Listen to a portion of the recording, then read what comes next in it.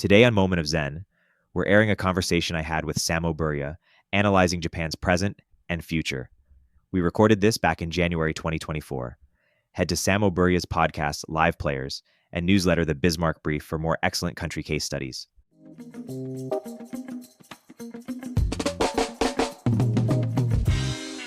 Everyone ends up talking about U.S. versus China, and we're going to do some deep dives on China as well. But it feels like Japan is kind of an underrated or underexplored country in terms of what people talk about when they talk about geopolitics.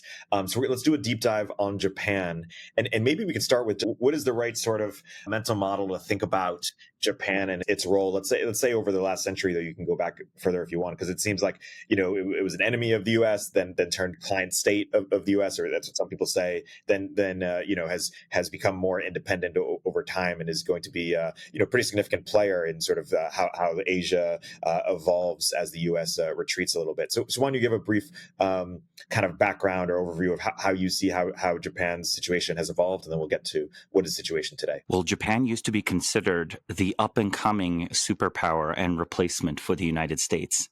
In the late 1980s, as the Soviet Union ceased to be a challenge, there was a lot of fiction released, but a lot of also serious books, right? There's, I think, a book called The Coming War, where the coming war wasn't a war with China, it was with Japan, making the argument that since it exceeded the United States in GDP per capita, which, by the way, was the case in the early 1990s for a period, China would become a much more economically productive society and also a technologically more advanced society than that of the United States.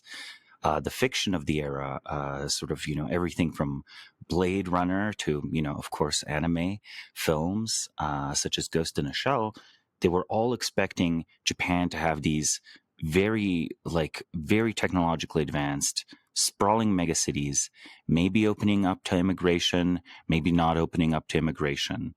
But either way, the expectation was that, this country might actually, per capita, and eventually in absolute terms, become wealthier than the U.S. And again, they'd replicated most of America's advanced electronics manufacturing. They had actually, surpassed the United States. In a way, this vision of a Japan that exceeds and surpasses the United States came to be. It's just that this Japan is much smaller, not in geographic terms, but in population terms.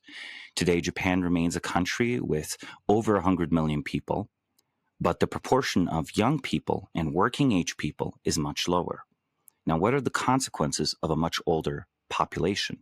The dependency ratio shoots up, which means that for every person that is in the workforce that is working, there might be one person or even two people that are supported. Now, they might not be supported directly by the individual. It's not necessarily, a diligent son or daughter taking care of two elderly grandparents. But because of taxation and other transfers, it amounts to that. And very few societies so far have really figured out how to make the economics of elder care work, especially since once you are relatively affluent, the Eskimo solution of pushing the old people out on the ice, that doesn't work. I'm sure Canada is experimenting with its, medically assisted death program, which of course expands every year in a way that's, completely unprincipled and not what the thing was supposed to be. So I'm being a little droll here. I'm being skeptical of the Canadians and their Eskimo ways, or Inuit ways. I don't think that's actually going to solve their problem, because I think it undermines the social contract in too fundamental a way. People will become much more selfish or much more libertarian, however you take it, if they believe that universal healthcare is just putting you, out of your misery once you're in your 60s, 70s, or 80s. The core of the social democratic social contract that, Canada has and many European countries have, even if it's not immediately obvious, is that we're kind of all in this together, and it's supposed to be this like mutual aid society. And you cannot have an unprincipled exception excluding the old. Now, ironically, in Japan, actually, this concept of self-sacrifice for the greater good works a bit better. There are many people who came out of retirement to work on the Fukushima plant cleanup. Some of them even saying like pretty dark things about like, oh, I've had a long life, et cetera, et cetera. But Japan remains an extremely high trust society in a way that's distinct from Canada or from Sweden or from Germany or any of the other social democratic countries. And I do think it's correct to think of Japan as some sort of social democratic country, right? They do have significant taxation. There's a push for the common good. Maybe the welfare transfers aren't as big, but the basic structure is this very, very, in a way, communitarian society, except it has this added view that you're supposed to, self-sacrifice to a significant degree to fulfill your social role. Now, this is no longer the feudal Japan of the samurai, but it is still the Japan of the salaryman that stays with the, large company for most of their working life, sacrifices, with long working hours, barely seeing their wife or, their husband, insofar as women are in the workforce in modern Japan. And the result is this life where, in a way, your immediate manager is the most important person in your life. In the United States, while people are work obsessed and work very hard, your manager, in theory, can be replaced by another manager. You could go work anywhere, or so you tell yourself. And the large companies that still work very well in Japan, like, another staple of 1980s fiction was the idea of these very efficient, very technologically advanced Japanese, megacorps, right? Developing, replicants and off-world colonies and all of that stuff that we associate with the future. In a way, those never stopped in Japan. In the United States, there came to be an alternate culture, right? We didn't quite go into the IBM future. Arguably, we're a little bit in the, a little bit in the Microsoft future. But these companies, at least when they got started, like Google, Facebook, these were not supposed to be mega corporations, right? These were supposed to be small, nimble companies, changing the world, eventually growing, staying creative, flexible, etc. But in a way, perhaps the United States had these industrial giants in the 50s, 60s, and so on, right? General Motors, General Electric, all of these economic bedrocks and foundations. Companies like Toyota today in Japan remain that for Japan. And, while they have adapted and adopted modern technology to a great degree, in a way, the Japanese office today is perhaps still more stuck in the 1990s than we might think. In some ways, it's, the super apps are more fashionable there, just as they are elsewhere in East Asia, but there are still offices that expect you to fax things in. And that's like an interesting example of when a country first modernizes, the standard way of doing things stays standard, even if technology pushes forwards. In a way, maybe, the peak of Japanese civilization was circa 1995, before the dependency ratio became crushing, before it became clear that the fertility problem was not a short-term blip, but a long-term trend. And ever since then, they have tried to offshore in an interesting way, right? Like major Japanese firms have invested in manufacturing facilities first in Taiwan and China and now in Vietnam, because they wish to diversify from a geopolitical rival. To this day, this South Korean and Japanese firms actually, assemble and build many of their components in Vietnam. And this is a result not just of Japan being richer than Vietnam, but Japan having a constricted supply of labor. So the labor costs are going up faster than Japan is becoming richer. There is an interesting economics paper, however, that demonstrates that even with all these problems, even with taking some of the same solutions that the United States did with, and to preserve profits, to preserve the large companies, of offshoring, etc., Japan, if you control for the aging of the population, all of the U.S. advantages in productivity gains over Japan vanish from the economic data. So that's very important, right? We love talking about how the U.S. is unique. And it turns out if Japan had stayed young, it would be just as unique as the United States, except in a very different, very Japanese way. Wow. Hey, we'll continue our interview in a moment after a word from our sponsors. What does the future hold for business? Ask 9 experts and you'll get 10 answers. It's a bull market. It's a bear market. Rates will rise or fall. Can someone invent a crystal ball? Until then, over 41,000 businesses have future-proofed their business with NetSuite by Oracle, the #1 cloud ERP, bringing accounting, financial management, inventory, HR into one fluid platform. With one unified business management suite, there's one source of truth, giving you the visibility and control you need to make quick decisions. With real-time insights and forecasting, you're peering into the future with actionable data. When you're closing the books in days and not weeks, you're spending less time looking backwards and more time on what's next. If I had needed this product, it's what I'd use.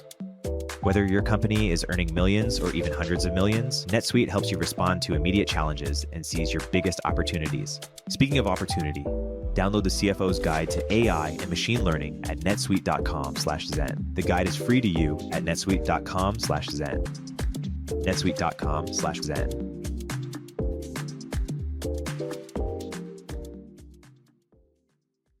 The origins of this podcast were once just a dream. That dream turned into the podcast and business you are listening to today. Taking your business to the next level is a dream lots of us share, but too often it remains just a dream. We hold ourselves back thinking, what if I don't have the skills? What if I can't do it alone? Turn those what ifs into why nots and help your business soar with Shopify. Shopify is the commerce platform behind millions of businesses around the world and 10% of all e-commerce in the US, from household names like Mattel and Gymshark to brands just getting started. What if I don't have a big team? Shopify helps you handle anything, from website design to managing inventory to customer service to global shipping and more, all in one place. Marketing budget next to nil? Shopify's built-in marketing and email tools help you find new customers and keep them. What if I'm looking to grow my business in person? Shopify's award-winning point of sale connects your online and offline sales in the same place. Keen to start selling globally? Shopify helps you sell in over 150 countries, tackling everything from translations to global shipping. What if I need to boost sales? With 99.99% uptime and the best converting checkout on the planet, you'll never miss a sale again, only with Shopify. Turn those what ifs into why nots and keep giving those big dreams the best shot with Shopify. Sign up for your $1 per month trial and start selling today at shopify.com/momentofzen. Go to shopify.com/momentofzen. Shopify.com/momentofzen.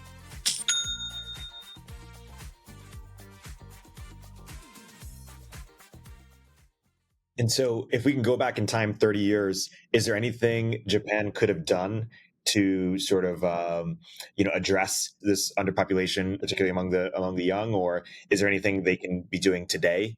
How have they done anything in the last 30 years that has made a dent in fertility? And what might you recommend? Well, Japan has made efforts to reduce the labor costs of elder care, and they have made some efforts to become a more child-friendly society. I think what should have been done on a very fundamental level was the equivalent of, here's the thing. If Japan was, say, the United States or even France, you could argue that, hey, let us accept some amount of mainland Chinese immigration. Let's accept some South Korean immigration. Let's accept immigration from these various sources. And perhaps this will help alleviate this speed bump while we slowly adjust upwards, basically the, basic things like the childcare subsidy stuff that Sweden does. This would have definitely improved their situation. It wouldn't have solved it. And of course, it would have transformed Japanese society. So I'm saying I don't think Japan could have done this. You would have provoked a terrible, in some ways maybe justified, political counter-reaction to any such program within Japanese society. I do think that what could have been done is the equivalent of declaring a national emergency and immediately giving sort of huge tax exemptions for the second child, and even making it, more importantly, a policy that top executives, you cannot make top executive unless you have more than 2 children. Like if they made that a careerist requirement in the major Japanese corporations, which sounds super interventionist, like lock up the upper echelons for those who have children. It's a form of, I'm sure it's a form of, kind of discrimination, etc. But I think that would have trickled down. It would have trickled down through the salaryman culture. Now it might be almost too late, because for people, having children has become this exotic, strange thing. And, we're seeing some of the same trends, of course, in the Western world. But I think there's a difficult crux here that no Western country has solved and no East Asian country has solved, which is the contradiction between the expected social role of a parent, a father, a mother, and the role of a good employee, a hardworking employee, a dedicated employee, someone that puts in weekends, right? Unless you can have the family person be promoted, upward mobility comes at the cost of fertility, and people will always choose upward mobility over fertility. And the problem then is, if everyone chooses upward mobility over fertility, the whole country experiences downward mobility. And, that's a big problem, like in the international rankings, right? Yeah, that's a fascinating idea. Maybe it could work in the West too. Sort of, make a cultural movement, if not a legal, one, to encourage executives to have two kids and shame the ones who don't. I mean, there at least should be a removal of stigma of having lots of children, and I think that is partially driven by the misaimed environmentalist view that, fewer people, fewer environmental problems, right? I think that's not correct, because often when you go for fewer people in an already industrialized society, the result is less efficient ways of doing things and more polluting ways of doing things, as we discussed on some of our previous episodes. But to go back on the big picture of Japan, the Japanese situation is not hopeless. There might be a significant cultural revolution and rebound eventually. I do think that for Japan to be Japan, it does require a fairly high population. So it's not the case that Japan's population could shrink to 50 million people or 60 million people, which it is set to over the next 100 years, and it stays economically Japan. It will become rapidly very impoverished. And people might say, well, is that a problem in itself if it becomes relatively impoverished, right? If it becomes relatively impoverished and goes from being a first world country to, maybe having a GDP per capita comparable to, I don't know, modern day Portugal or something like that, or modern day Poland. The problem is that if you have an already old society that experiences a decrease in wealth, the emigratory pressures for the young become very severe. It's sort of like, you're fighting against economic headwinds, right? There's no tailwind pushing you forward, and you find yourself completely, swimming against the current, and you might as well move to the United States. You might as well move to Canada. You might as well move to Australia, maybe even move to China, right? That's still an economically rising country. I think that there might be something like a tailspin effect, which we're starting to see in some of the poorer Eastern European countries. The wealthier ones are, in a way succeeding. But the poorest ones, such as Ukraine and Romania, have their few young people move abroad because they can and because it's much richer. The world's much richer and the economic growth is much better. There's the opposite of this, of course, which is Poland, Estonia, and these places that are experiencing rapid enough growth and are sometimes at this point benefiting from, people coming over from Ukraine as refugees or economic migrants, or people coming from Romania as economic migrants, or Bulgaria. Japan can still adjust, especially if the automation bets that the whole world is making work out. They have pushed automation in this classical sense very, very far in Japanese manufacturing. And they have been doing this and pushing in this direction intentionally as a matter of government policy since the 1980s, right? What was it? The effort for the fifth generation computer, for example, and various robotics initiatives. These have shown middling results where the use of capital to substitute for labor is sort of the basis of the Industrial Revolution. And they certainly do not have very expensive energy in Japan because of a well-developed fleet of nuclear reactors. However, it seems that automation is most productive when paired with a large labor force.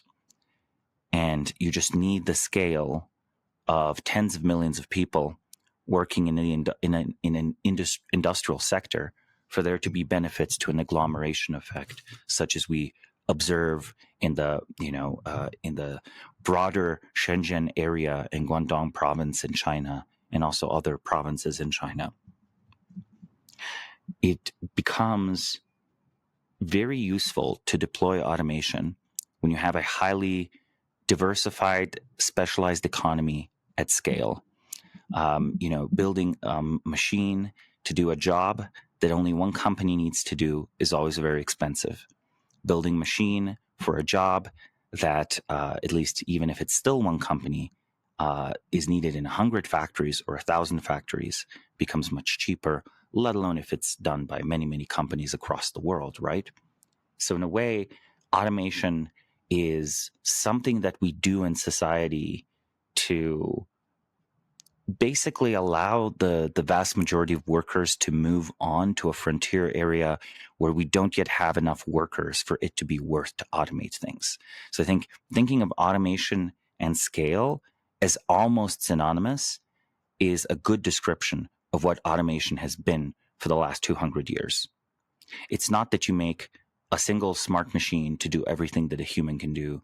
You make a single dumb, pretty energy expensive machine that, however, is cheaper than the labor that does what 1,000 humans could do or 10,000 humans could do, right?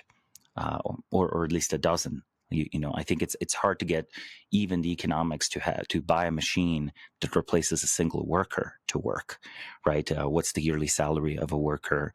If it's like a European style country, might be $30,000-$40,000, something like that. Well, okay. How much maintenance and care and labor does this machine that you bought to replace this factory worker cost? It might be 5,000 euros a year. It might be 10,000 euros a year. It's certainly not going to be quite a steal, that kind of steal, unless you replace many, many workers, right? You mentioned that Japan can't remain Japan, and go down to 50 million people or something like that, as some people predict. But do you not? Can you not imagine a world where the sort of automation or robotics or sort of the AI and tech gets so good that we can actually substitute a large amount of human labor with technology, and thus Japan will be okay? I mean, Japan is shockingly okay. It's certainly dealing with a different set of problems than Western countries that say directly embraced immigration, but it's doing actually fine. Its per capita GDP has not yet gone down. It's almost this Red Queen race where they're pushing ahead in these investments in automation and everything else, and they're sort of barely keeping up with this demographic tailwind. I think that, look, even in a world of very good automation, you still want to have more people up until the moment you have automated everything, right? And the moment, if it happens, when you automate everything, or when you outcompete humans in everything through truly generally intelligent, cheaply manufactured machines, right? Machines that can be adaptable and can be put into any new part of the economy that a human can be put in, right? When we get to the point where machines do things that can't scale, right? At that point, yes, you are perhaps okay. Perhaps you have been a leader in automation. But Japan sure has been waiting for this for a long time, for 40 years. And, I think that there is an important way in which they have to solve the fertility issue to some degree.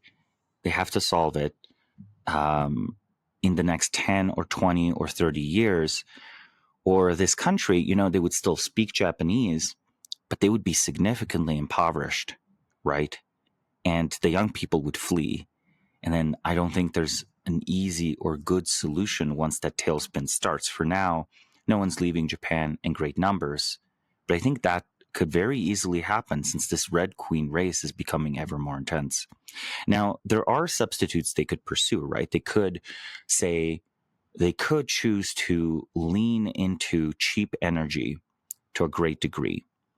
I'm, not really sure if they could compete in international nuclear exports immediately, but if there were new, cheap, and abundant energy sources, that I think almost does more than advances in artificial intelligence. Now, let me explain why.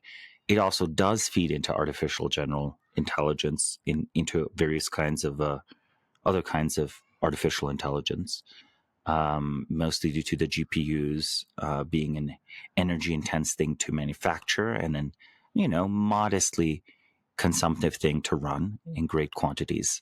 It is the case that the energy just is required to move stuff around, basically. So basically everything we do can, to some substitute, we could do more of it if energy is cheaper, right? So that can help keep the dependency ratio going, and the intelligent systems could help increase the dependency ratio. But the case still is that even if Japan is saved by these economically, right? These technologies are available to the whole planet, right? China might be saved by it too, but there'll always be countries such as Turkey and India that might grab these same technologies, yet also have cheaper labor. So, of course, they might outcompete Japan in key manufacturing sectors. So, note there are two things we're talking about. There's the absolute, couldn't much older society actually sustain itself through the use of advanced technology? Answer is probably yes, at least if it doesn't get worse, if the TFR doesn't drop even lower than 1.3, maybe down to 0.7 is what South Korea has. At that point, you have to actually expect the singularity within the next 20 years for that to work out. But in an international competitive sense, that's not an absolute sense. There will be a country somewhere around the world that is just as good at using automation as you are and has young, well-educated labor that's not being taxed incredibly to support the old.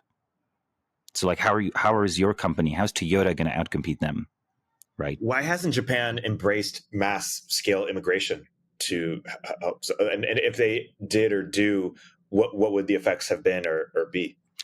I think they could have embraced a system similar to the sort of Canadian point system. I think the jury is out as to whether countries other than the United States can make mass immigration economically successful. Maybe you only want to be the richest country in the world with open borders, and you don't want to be the second or third or fourth or 10th richest country in the world with open borders, right? Truly open borders is a different thing, but the case is that the U.S. sort of takes the cream of the crop of the world's talent. And then, maybe Canada's number 2. Where on this list would Japan be in terms of top talent? To some extent, sure. They would attract some people. Like Japanese culture has a deep charisma in the West. There are people who like it, love it, appreciate it. But I don't think it's clear that, say, immigration will work out even for Germany, right? Maybe not even France, and France is much better at assimilating immigrants than Germany.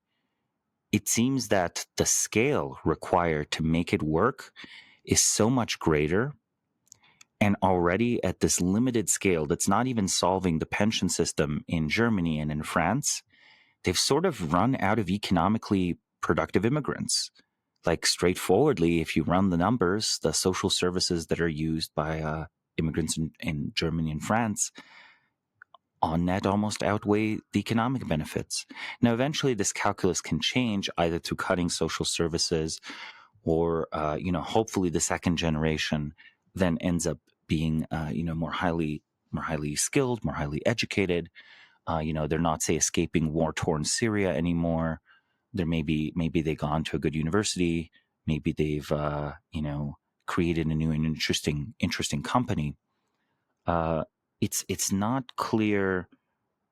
It's not clear Japan could have competed in that.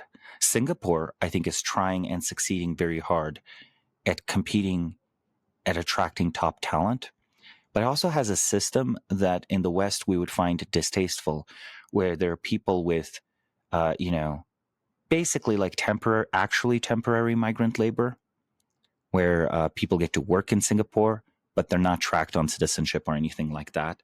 It's similar, though less extreme, to the system that the Persian Gulf countries use, where the vast majority of the population in the country, living in the country, do not have citizenship and do not have a right to stay beyond their term, and are basically just working for the minority of people who are citizens, right, who receive sort of the oil dividends.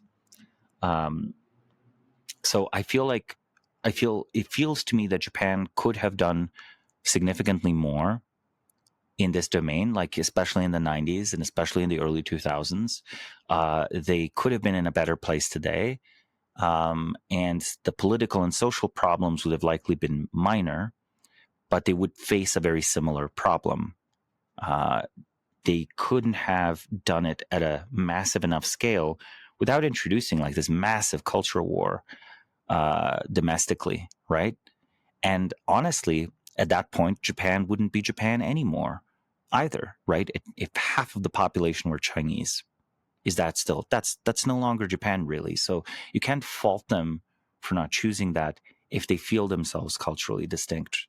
But I think they could have easily been, Japan could have stayed Japan and just been 80% Japanese. I think that would have worked out fine. Yeah. Hey, we'll continue our interview in a moment after a word from our sponsors. Every time I hop on the 101 freeway in SF, I look up at the various tech billboards and think, damn, turpentine should definitely be up there. And I bet I'm not alone. In a world of endless scrolling and ad blockers, sometimes the most powerful way to reach people is in the real world. That's where AdQuick comes in. The easiest way to book out-of-home ads, like billboards, vehicle wraps, and airport displays. The same way you would order an Uber. Started by Instacart alums, AdQuick was born from their own personal struggles to book and measure ad success. AdQuick's audience targeting, campaign management, and analytics bring the precision and efficiency of digital to the real world. Ready to get your brand the attention it deserves? Visit adquick.com today to start reaching your customers in the real world. Again, that's adquick.com. Hey everyone, Eric here. In this environment, founders need to become profitable faster and do more with smaller teams, especially when it comes to engineering. That's why Sean Lenihan started Squad, a specialized global talent firm for top engineers that will seamlessly integrate with your org. Squad offers rigorously vetted top 1% talent that will actually work hard for you every day. Their engineers work in your time zone, follow your processes, and use your tools. Squad has front-end engineers excelling in TypeScript, React, and Next.js, ready to onboard to your team today. For backend, Squad engineers are experts at Node.js, Python, Java, and a range of other languages and frameworks. While it may cost more than the freelancer on Upwork, billing you for 40 hours, but working only 2, Squad offers premium quality at a fraction of the typical cost, without the headache of assessing for skills and culture fit. Squad takes care of sourcing, legal compliance, and local HR for global talent. Increase your velocity without amping up burn. Visit choosesquad.com and mention turpentine to skip the waitlist. What is the right way of thinking about how homogenous Japan is? And it's how like 97% plus. It's like ludicrously homogenous. I mean, it's definitely it's an ethno-state. There are not many of those in the world, but they are one. And how does that affect the culture? Like if Japan was 70% Japanese versus 97%, like at what point do you start to see material impacts in the culture? And how do we differentiate the ethno-states from the, like what makes them so distinct besides the fact that they're 97% or mostly one people? Like where else do we see that impacting the country? Well, here's we almost inevitably are now making this accidentally a meditation on nationalism, right? This is not necessarily the direction where we want to go talking about Japan. However, it is unavoidable. I think Japan is a very nationalist society. the view is that the state is the embodiment of this common community that our people has. And historically speaking, at least in Europe, the less libertarian European countries tended to be nationalist. Like 1930s Sweden social democrats were Swedish nationalists. They were talking about the creation of, a national home, right? Like a place to take care of everyone in our community, where the idea was that there's this deep sense of feeling kinship history. And there are ways in which civic nationalism can replicate some of these basically, like, honestly pre-rational, deep emotional commitments. These motivate action both with very talented people, but also motivate just generally people, everyday people, to do things better, to do things for each other, to accept taxation, to accept conscription, to accept all of these other things. So I think civic nationalism can replicate 70 to 8, again, something like America is also a surprisingly nationalist country on most measures, except it's not quite a single nation. It claims to be, but it's deeply conflicted about what it means to be a nation, and there's constant cultural war waged over that. But let's say civic nationalism with the right ideology can sort of replicate a lot of these social technology aspects of being homogenous. Of course, now even that might start breaking down in some Western countries. Arguably, like in France, the big debate is, are we still going to do civic nationalism and the belief in the Republic and making everyone learn the French language regardless of, what their religion is or where their parents are from or grandparents are from? Or are we going to embrace like this plurality of ideas, this multicultural approach where maybe honestly different legal standards apply for different people, et cetera, et cetera? This is kind of this, I don't want to call it, woke. You don't want to use those terms. You don't want to politicize things. But the view in the 2010s was, hey, assimilation failed. Let's try to make several parallel societies just work together in the same polity. And that's a challenge European countries haven't solved. But for Japan and, other countries that are like this, I do think that there is a significant social trust benefit. There's a way in which, the old people going to clean up Fukushima or whatever, they sort of feel they're doing this for their extended, very, very extended family, right? That's kind of the vibe, right? And, that China has some aspects of this, though it has more national diversity where, people sometimes describe China as an ethno-state, but it's not quite true. There's like a lot of difference even between Han, if they speak different languages, like Cantonese versus Mandarin. So China, I think, is like almost I think it's 2/3 of the way towards Japan, but it has some elements of the American civic nationalism solution for trying to produce a high trust society. And again, there are all sorts of questions that stop being awkward. In Japan, crime is not a racialized question, and crime fighting, right? Or policing is not such a question. Why? Because there might be class discrimination, but there's no idea of like, okay, there's racial discrimination or something like that. That doesn't come up. And in a way, maybe they then accept policing that is too harsh or unfair, but it doesn't feel like it's oppressing a minority or something like this, right? Is the benefit of homogeneity that there's much less culture war, much more unity, easier to rally around? Is some drawback that maybe there's less dynamism, or is that cope and there's actually not really a drawback? Well, I think Japan was very dynamic in a uniquely Japanese way in the 1980s, and it is much less dynamic today. People like to discuss the, the iPhone is certainly an amazing breakthrough. The iPod was a breakthrough, but the Walkman was a pretty cool breakthrough too. Like, it's 1990s era tech. The Japanese were often very innovative in consumer electronics. We didn't narrativize them as innovative, but they were. And we all adopted their consumption patterns in many ways. I think that even a homogenous society can be very creative if it is tolerant of, or rather, if it does one of two things, if it highly encourages excellence, and the other one is it's tolerant of individual eccentricity. And let's put it this way, I think the Japanese always excelled at encouraging and rewarding excellence, high skill, doing something remarkable, achieving mastery in something. Let's say 1900s Britain was perhaps better at tolerating eccentricity, right? Or 1800s Britain was probably better at this than 1900s Britain, to be honest. So you can have a very innovative but relatively culturally homogenous country. So I think in some ways, yes, it's cope. In other ways, if you have a diverse country, you can profit off of the creativity of the world and bring in anyone and everyone, right? You can bring the Marconis, and you can bring the technicians, and you can bring whoever you wish, right? Whatever expert from any part of the world, they can become your expert, and it'll be fairly easy for them to put down roots and live and contribute in your society. And also, again, you could be a very diverse country and not be very creative. I'm again looking at Canada, right? I'm looking at Canada. Canada is a very diverse country. It is not very technologically or economically or even culturally creative. It could be, but it's not.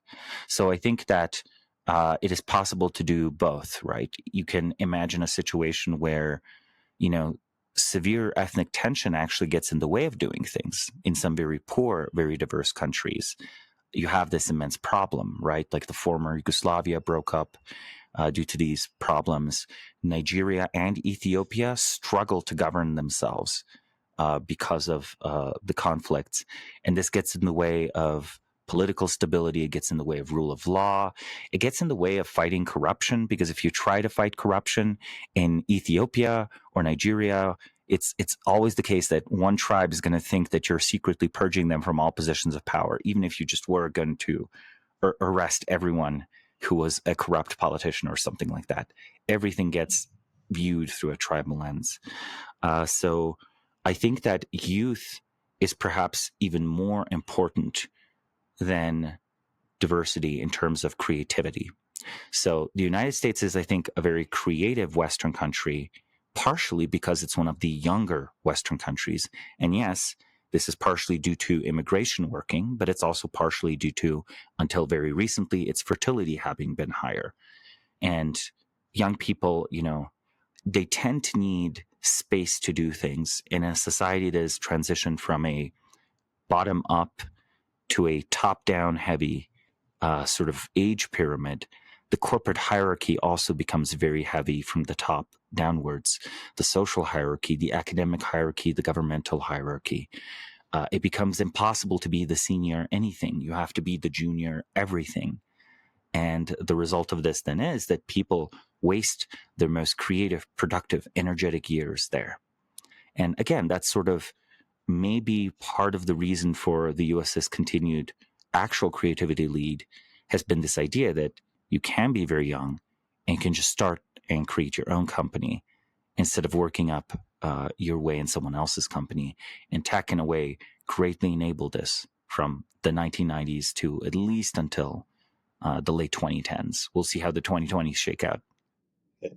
Yeah, it is interesting in Japan how there's this sort of juxtaposition of sort of this careerism or scleroticism or, strong hierarchy, rigidity, as you're talking about, but also, and maybe the exhaust of that is this kind of weird cultural sort of perversity or creativity in things like video games or things like sex robots or sort of I don't know, incel culture. I don't know if that's actually true. I mean, that's also now true of the United States, right? Maybe Japan was just ahead of the curve. It was the society of the future. And the society of the future, we don't leave our room and we play video games all day. Speaking of the US and Japan, why don't you talk a little bit about that relationship and how that relationship has evolved and what that looks like today? And then we'll get to where Japan sits in Asia. Right. Japan was definitely one of the most successful countries in the world in terms of development and modernization, even long before the successes in recent decades, right? The Meiji Restoration basically resulted in a massive political and economic change where Japan very quickly caught up to some of the leading powers of the Western world militarily, first defeating Russia, and then over time coming to contest Britain and the United States, culminating in sort of the Second World War. There was in between, of course, also a long period where the Japanese were close allies of the British because they were considered a naval balance and a military balance to Russian expansion in East Asia. Interestingly enough, after the United States defeated Japan in World War II, the United States, note, had put on basically an oil embargo on Japan. They had stopped exporting various key natural resources to Japan when Japan invaded China.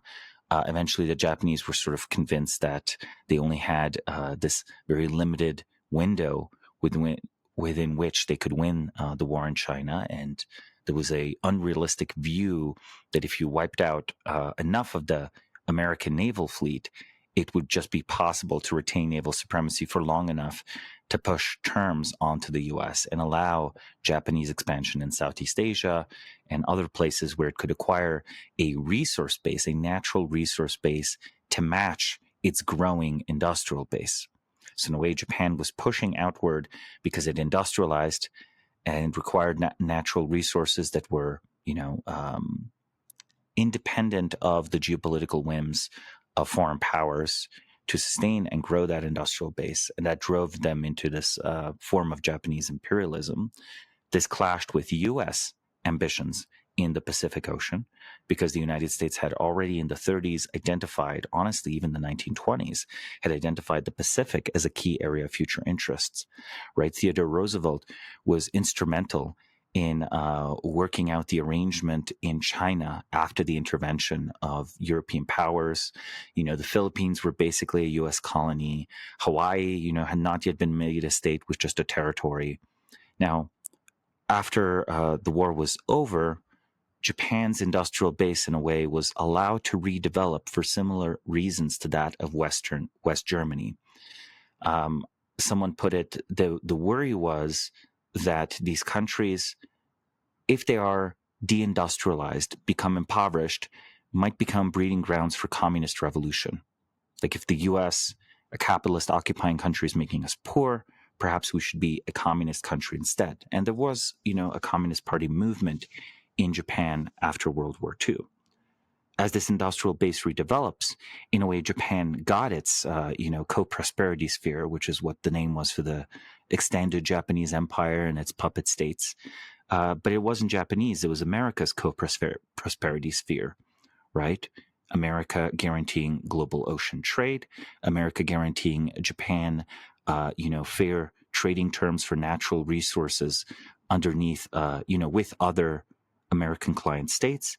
And ultimately, while the U.S. did forbid Japan from arming itself militarily, from developing significant, that's not quite true.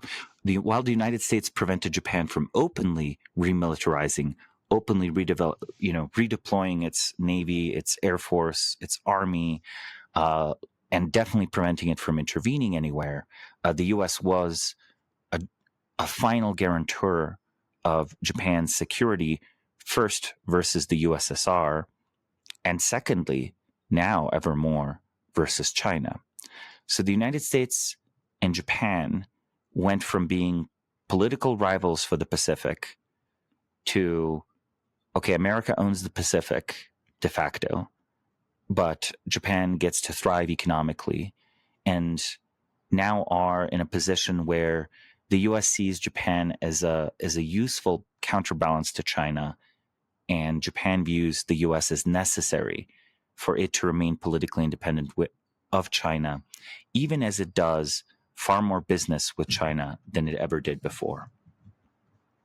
There was also a period where economic competition from Japan was considered excessive, and this led to a by now forgotten trade war, where the U.S. attempted several protectionist measures that were arguably somewhat successful to not be outcompeted completely by the Japanese corporate world. Say more about the sort of the state of the military today. You did a deep dive on it in Bismarck Brief that people should check out. And what does Japan's military situation mean for where it situates itself and sort of the geopolitical game here? Well, Japan had imposed on itself, and to a great extent has accepted, a pacifist constitution since 1945.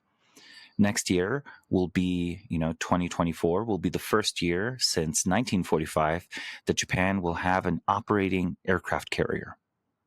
So how can you have a pacifist constitution with a self-defense aircraft carrier? This is very interesting, right? The solution to this is essentially that they nominally were not immediately allowed to rearm in the 1940s and 50s. But by the 50s, especially the Korean War, that the US was involved in, that China was involved in, that the USSR was involved in, changed everything. And the belief was very quickly that in practice, we should allow Japan to rearm. Does this mean that the Constitution is toothless? No. It does mean that, for example, Japan cannot enter certain kinds of military treaties, and Japan cannot justify easily intervention abroad. Japan has invested in one of the world's best navies, even if it's, not notionally, it's supposed to be closer to a coast guard than a proper navy, but it is one of the world's best navies. Their Air Force buys and uses the same equipment that the U.S. Air Force uses. You can have these wonderful, pictures of Shinto priests blessing the F-22 or the F-35 or whatever. It's kind of surreal seeing like what we consider American hardware, right? The jet fighter, sort of completely, assimilated into that cultural practice and completely owned by Japan. Japan has a space agency, actually a very high quality civilian space agency, but this also means it has all the technical expertise needed for ICBMs, for intercontinental ballistic missiles.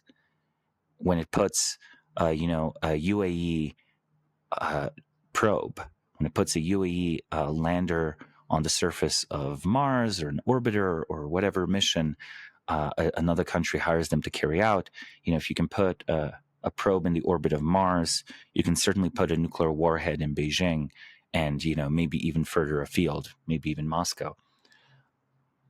That capacity is there. There's just some assembly required. It also has a large stockpile of plutonium. Again, there's a civilian energy program, which I think is very good for Japan. But in practice, this means that they are known to be, by all major powers, 1 year away from developing nuclear weapons. So you have a space program and a civilian research program. Plutonium, by the way, is not necessary to generate electricity, but you're stockpiling it for a reactor that you've not even built, a special experimental reactor, when really it's like, okay, that is your reserve so that you can build hundreds of nuclear warheads if you need to within a year, if the geopolitical situation changes. So there is a nuclear arsenal in Japan, some assembly required. Their navy is a significant factor in any potential future fight over Taiwan. So that's why it really does matter whether Japan has a navy, and why the U.S. might have not wanted Japan to have a navy in 1930. They certainly want Japan to have a navy today. Why? Because no matter how strong the Japanese navy, they're never going to dominate the Pacific. It's only a question, does the U.S. with Japan dominate the Pacific, or does China on its own dominate the Pacific, right? So the U.S. is now in favor of that type of naval buildup. Finally, also, the perspective on the Japanese military, though, of the general population might be an example where the pacifist constitution has become real.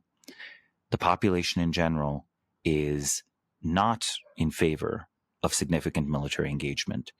It is not clear they would be happy with significant military casualties. Now, under the certain conditions, I'm sure the Japanese people, again, this is perhaps a benefit of nationalism, would be willing to fight for Japan, like if there was a literal invasion of Japan by China. But even but a more ambiguous situation where U.S. and Chinese ships start shooting at each other around Taiwan, there's perhaps not even an invasion of Taiwan yet. It's not clear how many casualties the Japanese public would want to endure, especially since, again, in young societies, it's a tragedy of history, but in young societies, young men's lives are cheap. In old societies, I think we are starting to see that young men's lives are dear. They are expensive. Ukraine's and maybe even Russia's demographic damage, the economic damage caused by people dying on the battlefield and not being replaced by other workers because you're not having enough babies, that might yet prove to be crushing, right? Like the hundreds of thousands of dead in Ukraine today. And this is keenly felt on a basic social level. It's anyone who's a parent know you love all your children, and you certainly, it's not, it shouldn't be, and it's not the case that you would feel the tragedy of your only child dying more keenly. However, in practice, I think people work much, much harder to stop their only son or only daughter from dying in a war than they do if they have 10 children. Maybe they care about all of their children equally, but they have to disperse their efforts at draft dodging and bribing to 10 kids. So you can't do it for all of them. Maybe you can do it for 3, but you can definitely do it for 1. Even if you're a middle-class family, you can probably find a way to smuggle your son or daughter out of the country, right? And again, in war, mostly we still conscript men, though I'm going to note if the drone warfare revolution continues, then truly there'll be no argument not to also conscript women. And that might result in a very interesting culture war of its own kind for 21st century society. Wow. Yeah, that would be interesting to see.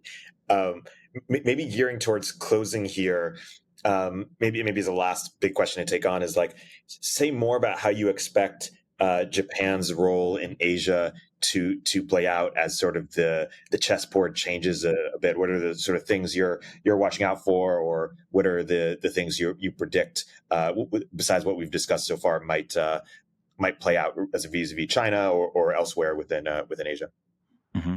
Well, one of the most important things is that there's no economically prosperous future in the aftermath of a hypothetical war with China, because Japan already is significantly invested in China, right? Like there are just factories that are owned by Japanese companies. There are business partnerships that have become integral, just as the U.S. cannot reshore everything home, or even friendshore, that is, put it into allied countries. In the same way, Japan can't really do that anymore. Now, having said that, Japan is determined to be politically independent from China. It is determined to not follow Chinese policy. On a very fundamental level, they disagree with the Chinese approach to society, and they will basically, for nationalist reasons, continue to oppose China. So even if economically it was better for Japan to enter into a Chinese economic arrangement, right? Because China, at the end of the day, doesn't put that much ideological pressure on its client states. It's very few client states. But precisely because Japan is homogenous, because Japan is a very weird country, because it has a nationalist identity, I think the view of political independence being paramount is going to be top of mind. So my prediction would be Japan will, if the U.S. remains in Asia, continue to be a staunch U.S. ally. Now, this doesn't mean that they will be a U.S. ally in everything everywhere else around the world, but they will regionally be a U.S. ally. They will basically not have significant frictions with South Korea, despite the economic competition. That's going to be resolved through whatever protectionist sort of trade war these two countries might engage in, right? But if the U.S. were to withdraw from East Asia, I actually think Japan would continue to stay independent from China, except they would very quickly, assemble that nuclear arsenal I mentioned. Russia demonstrates today that with a sufficiently large nuclear arsenal, even if all other indicators of power are unfavorable, there remains a hard limit beyond which a more powerful country can't necessarily stop you from doing what you want to do, or cannot actually affect regime change, no matter how hard the other stuff is. So I think Japan, were the United States to decide that actually we lost the struggle for East Asia, it's now China's backyard. We're no longer, the great power in the Pacific. We share the Pacific. In that situation, I think we would see a nuclear-armed Japan. And I think that would be mostly fine, except it would definitely put pressure on China to increase the size of its nuclear arsenal. So that might have negative effects, because then that is a race that the United States might feel compelled to re-enter, and that is perhaps a more unstable world. That might be a good place to wrap, but I just wanted to ask: is there anything we didn't get to about Japan that you think is particularly important to leave listeners with as another thing to keep in mind as we think about the country? I think Japan is a great exemplar of a country where the short-term economic future of having people work very, very hard and sacrifice everything in their life and dedicate everything in their life and rejoice in their life through their work, I think Japan shows the limits of that. And I think these are limits that we will encounter in the Western world as well. Maybe this is top of mind because it's Christmas, but to me, or at least was yesterday. But to me, it seems that we have to reintegrate family life, the obligations and responsibilities of a citizen, and work into something more coherent and sustainable than what we have currently. That's a great place to wrap this holiday episode. Samo, thanks so much for coming to the podcast. And until next time. Yeah, thank you.